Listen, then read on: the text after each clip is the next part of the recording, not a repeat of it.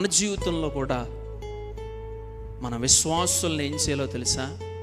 చేర్చుకునేవారు. ఎవరిని కూడా మనం ఏం చేయకూడదు? తృణీకరించకూడదు.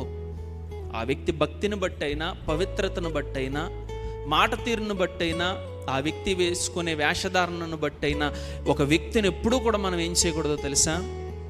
తృణీకరించుకూడదు. అది విశ్వాస అయినా, లోకస్తుడైనా ఆ వ్యక్తిని మనం ఏం చేయకూడదో తెలుసా? తృణీకరించకూడదు. అబ్బే ఈ వ్యక్తి ప్రార్థన లేదండి, అబ్బే ఈ వ్యక్తికి వాక్యం లేదండి, అబ్బే ఈ వ్యక్తి పెద్ద పరిశుద్ధుడు కాదండి, అబ్బే ఈ వ్యక్తి మందిరానికే పోడండి, అలాంటి వ్యక్తులతో నో ఎప్పుడు అలా ఉండకూడదు. అలాంటి వ్యక్తులను మనం తృణీకరించకూడదు. మరి ముఖ్యంగా విశ్వాసులుగా ప్రతి ఒక్కరూ కూడా మీ తోటి విశ్వాసులను మీరు ఏం చేయాలో తెలుసా? చేర్చుకోవాలి. మందిరంలో ఉన్న విశ్వాసులనే కాదు, వారు ఆత్మీయ బిడ్డలు ఎవరైనప్పటికీ కూడా మనం వారిని ఏం చేయాలి?